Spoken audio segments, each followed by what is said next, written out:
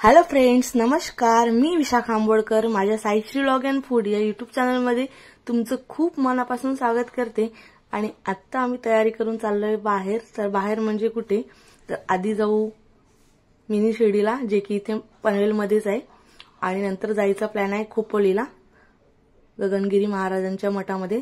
तर इकडे कसं टमटम चालते, तर टमटम पकडलेली आहे आणि आता स्टेशनपर्यंत जाऊ आणि तिथून पटकन मिनी शिर्डीचं दर्शन करून नंतर मग खोपोलीकडे निघू. तर आम्ही आलोय आता. मिनी शिर्डीचं दर्शन करून झालंय आणि मी मिनी शिर्डीचा व्लॉग अपलोड केलाय, तो वेगळा व्लॉग बनवलाय. आणि आता आम्ही दुसरी गाडी, प्रायव्हेट गाडी शोधून चाललोय खोपोलीला. तर आम्ही 5-6 जण तर आहोतच, म्हणून आम्ही प्रायव्हेट गाडी केली आहे. तर ती पण तिकडे इको गाड्याच जातात, तर इको गाडी केली आहे आम्ही आमच्यासाठी आणि निघालोय आता. तर बघू शकता तुम्ही किती मस्त असा व्ह्यू आहे. आणि पावसामध्ये तर जायचा काय वेगळाच आनंद असतो. तर आम्ही मागच्या वेळेस गेलो होतो पावसामध्ये आणि दरवर्षी तर जातेच एकदा. तर तुम्ही बघू शकता किती मस्त असा हिल व्ह्यू आहे आणि आजूबाजूची छोटी छोटी गावं आहेत. आणि पावसामध्ये कसं मस्त पाऊस पण पडत असतो आणि हिरवगार झालेलं असतं, त्यामुळे पावसामध्ये जाण्याचा आनंद काय वेगळाच असतो. पण आम्ही चाललोय आनंदामध्ये, पण मुलांनी उलट्या करून करून हैराण केलंय. तर 2-3दा उलटी करून शावणी पण केली आणि छोट्या बाबूला तर अजिबात सहन होत नाही, तर तिने पण केल्या 2-3दा उलट्या. आणि आता फायनली झोपली आहे ती. तर तिचे बूट वगैरे काढून ठेवले, तिने बुटावर पण उलट्या केलेल्या म्हणून झोपली आहे ती. आणि अर्धा-पाऊण तासाच्या प्रवासानंतर आम्ही पोहोचलोय खोपोलीला. तर आता आतमध्ये जाऊ मेन गेटमधून. तर हे जे डोंगर आहे, या डोंगराच्या पायथ्याशीच त्यांचं मठ आहे आतमध्ये. तर आता एवढी गर्दी नाही, पण आता थंडीचे दिवस आहेत, पण ऊन एवढं लागतंय. तर ग्रामपंचायतीच्या प्रवेशद्वारातून आतमध्ये प्रवेश केलाय आणि आता मठामध्ये जाण्यासाठी आतमधून रस्ता आहे. तर आम्ही चाललोय आतमध्ये. आणि आम्ही कशी डायरेक्ट टॅक्सी केली होती, त्यामुळे आम्हाला डायरेक्ट मठामध्ये सोडणार आहेत ते. नाहीतर जर ट्रेनने वगैरे गेलं तर तिथून आपण खोपोली स्टेशनला येऊ शकतो आणि तिथून मग आपल्याला रिक्षाने यावं लागतं. तर आम्ही डायरेक्ट केलेली गाडी आणि आम्ही पनवेलला आलो होतो, त्यामुळे आम्हाला इझी पडलेलं. तर आता आपण पोहोचलोय मठाजवळ. तर हे बघा मंदिर, आणि खूप मस्त असं लाल रंगाने रंगवलेलं आहे मंदिर. तर सिम्बॉल आहे मंदिराचा, लाल रंगाने रंगवले. आणि आजूबाजूला बघा छोट्या मुलांची खेळण्यांची किंवा भेळ किंवा खाण्याचे कुठलं वडापाव स्टॉल, सगळी चॉकलेट्स, छोटी मोठी स्टॉल आहेत. गोडावाला, आईस्क्रीमवाले, भेळवाले, तर छोटी मोठी स्टॉल आहेत. आणि जर आपल्याला मंदिरामध्ये काही न्यायचं असेल, फुलं वगैरे, तर त्यांची पण छोटी छोटी स्टॉल आहेत. तर आता आपण आतमध्ये एंट्री करूया. आणि ही बघा गेट, इथूनच एंट्री करायची. तर आता आम्ही आतमध्ये एंट्री करतोय. आणि गर्दी एवढी नव्हती, ठीक आहे, जास्त गर्दी नव्हती.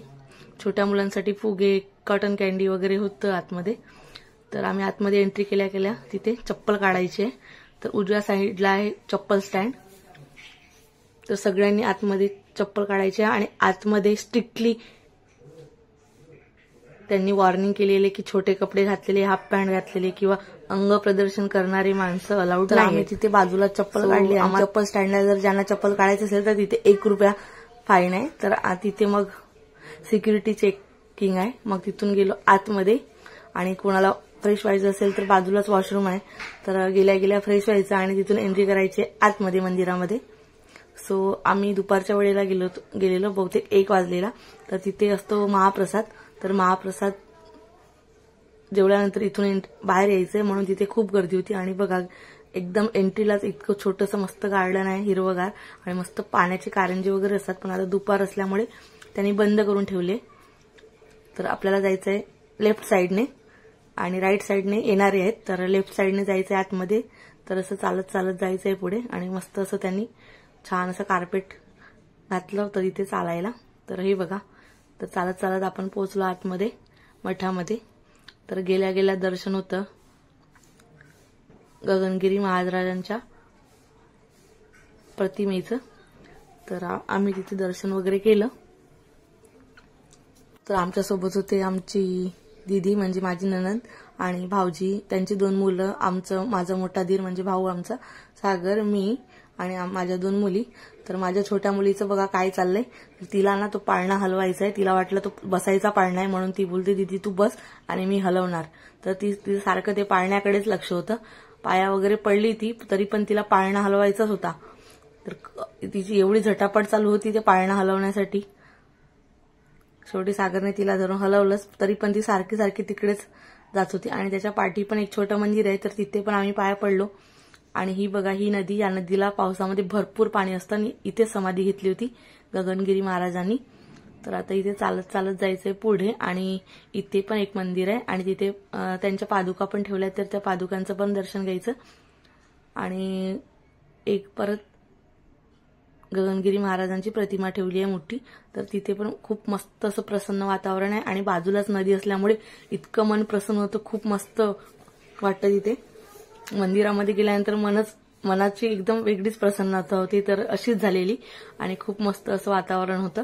आणि आता नदीला पाणी कमी आहे, पावसाळ्यामध्ये भरपूर भरून पाणी वाहतं इथून. तर आम्ही इथे पण पाया पडलो आणि बाजूलाच त्यांच्या पादुका ठेवल्या तर तिथे पण पाया पडलो. थोडं पुढे गेल्यानंतर पण छोटी छोटी मंदिर आहेत, देवीची, गणपतीचं मंदिर आहे,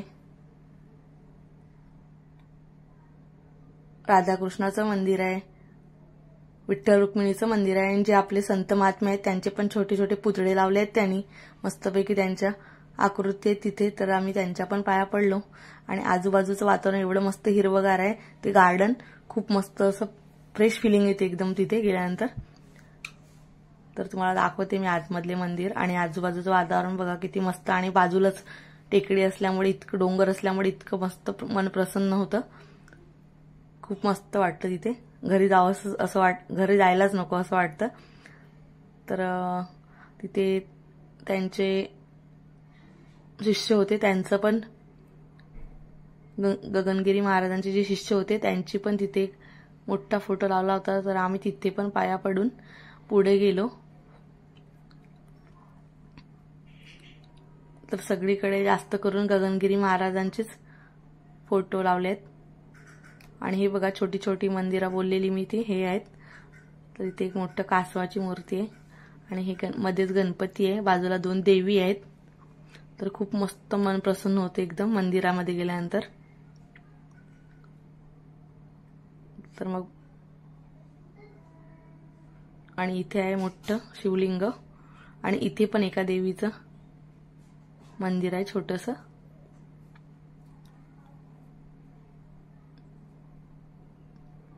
तर शिवलिंगाच्या वगैरे पाया पडलो, देवीच्या पण पाया पडलो. आणि माझ्या छोट्या मुलीचं चाललंय काय, तर ते जे पाणी पडतं शिवलिंगावर वरून तांब्यामधून, जे त्यांनी पाणी ठेवलं होतं ते थोडं खाली गडस होतं, तर तिला ते पाणी हवं होतं पियासाठी. तिने 1-2दा बघितलं होतं, तर तिचं बघा काय चाललंय ते. आणि तिने जाता जाता पूर्ण उलट्या केल्या होत्या, त्यामुळे तिचे ड्रेस मी काढून टाकले होते, पूर्ण घाण करून टाकले होते कपडे. तर हे बघा मी बोललेली छोट्या छोट्या ज्या मूर्त्या आहेत आपले संत आहेत त्यांच्या.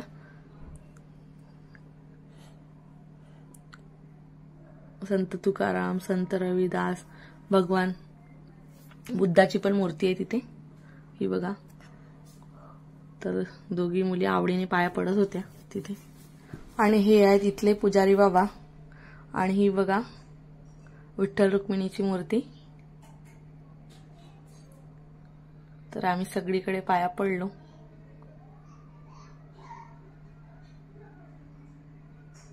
आणि मग निघालो बाहेर मागच्या टेकडीच्या दिशेने आणि तिथून पण वर जायचं आहे. तर हे बघा इथून बाहेर पडायचंय आणि हा रस्ता एकदम जातो वर डोंगरावर.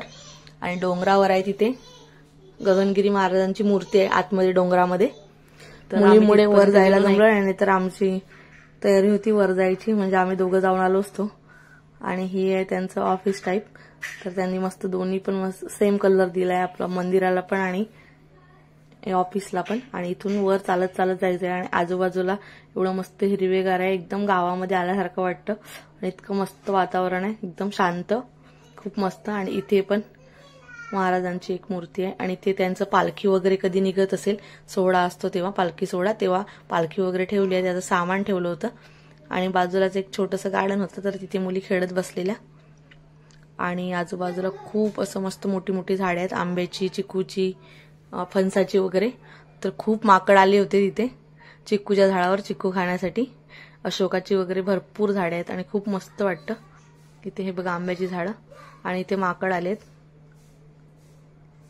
तर आम्ही गेलो अर्ध्या रस्त्यापर्यंत चालत, जायची इच्छा होती वरपर्यंत, पण मुलीमुळे नाही गेलो. तर असं म्हणजे मधून रस्ता आहे आणि दोन्ही बाजूला झाडे लावली आहेत मोठी मोठी आणि नेट लावली आहे, म्हणजे कोणी पडू वगैरे नाही, कारण की सर्व दरीसारखं आहे तिथे. तर त्यामुळे त्यांनी नेट वगैरे लावून ठेवले, नाहीतर माणसांना किती पण सांगितलं तर ते ऐकत नाही, म्हणून त्यांनी छान अशी अरेंजमेंट केली आहे. आणि हे बघा, हे वर असं चालत चालत जायचंय आणि वर डोंगर आहे आणि तिथेच त्यांचं मंदिर आहे आतमध्ये. आणि खूप माकड आल्यामुळे माणसं घाबरून जास्त गेली नाही वरपर्यंत. आणि वर पण बहुतेक टायमिंग आहे कितीपर्यंत जायचं ते. तर आम्ही 1-2 जणांना विचारलं तर ते बोलले बंद झाले. तर ते बघा जे मध्ये दिसतं ना, तिथे आहे त्यांचं मंदिर आणि असं रस्ता आहे एकदम वरपर्यंत चालत, आपण वरपर्यंत चालत जाऊ शकतो. आणि त्यांनी मस्त छान रस्ता बनवलाय आणि ते हेलिपॅड पण आहे. हे बघा माकड, मोठे मोठे लोक येत असतील तर ते हेलिकॉप्टरनेच येत असतील मला वाटते. तर हेलिपॅड बनवलाय तिथे. तर आमचं सगळीकडे फिरून झालं आणि आता आम्ही निघालेलो घरी जायसाठी. तर 1.5-2 तास बसलो तिथे मंदिरामध्ये आणि खूप मस्त असं वातावरण फ्रेश वाटलं. पण आम्ही जाता जाता बाहेर पडलो तर बाहेरून असा व्ह्यू दिसतो बघा, छानपैकी खूप मस्त असं छान आमचं दर्शन झालेलं. चप्पल वगैरे घातल्या आम्ही, आमच्या चप्पल वगैरे घेतल्या, फ्रेश झालो आणि निघालो बाहेर. आणि आम्ही जेव्हा बाहेर निघालो तेव्हा अचानक नदीला पाणी आलेलं, म्हणजे त्यांनी सोडलं की काय माहित नाही. तर त्यांनी अचानक नदीला पाणी आलेलं आम्ही बाहेर आल्यानंतर. तर आम्ही तिथे चालत गेलो बाहेर आणि आम्ही येता येता काही जास्त खाल्लेलं नव्हतं. घरून फक्त मी डोसे बनवले, तर चहासोबत डोसे खाल्लेले आणि जास्त बाकीच्यांनी काही खाल्लं नाही, त्यांना उलट्याच झालेल्या. त्यामुळे मला पण उलट्या होतात आणि माझ्या नणदला पण होतात, म्हणून आम्ही दोघी पण काही खाल्लेलं नव्हतो. मग बाहेर आल्यानंतर आम्ही थोडंफार खाल्लं. मुलांनी वडापाव वगैरे खाल्ला, तिथे काही जास्त असं खाण्याचं दिसलं नाही, वडापाव वगैरेच आहे. आणि मी पाणीपुरी खाल्ली आणि आम्ही परत गाडी करून निघालो पनवेलच्या दिशेने. तर येताना पण आम्ही इको गाडीने चाललो, मंदिरापासून इथे स्टॉपपर्यंत रिक्षाने आलो आणि मग इथून इको गाडीने. तर आम्ही पण त्या इको गाडीवाले पनवेल स्टेशनला सोडतात. तर आलो पनवेल स्टेशनला आणि पनवेल स्टेशनने चालत चालत आता आम्हाला दुसऱ्या साईडला जायचंय, न्यू पनवेलला. तर तिकडे चालत गेलो स्टेशनवरून आणि आता चाललोय आम्ही घरी. तर तुम्हाला माझा व्हिडिओ कसा वाटला, आवडला असेल तर लाईक, शेअर, सबस्क्राईब करा माझ्या व्हिडिओला.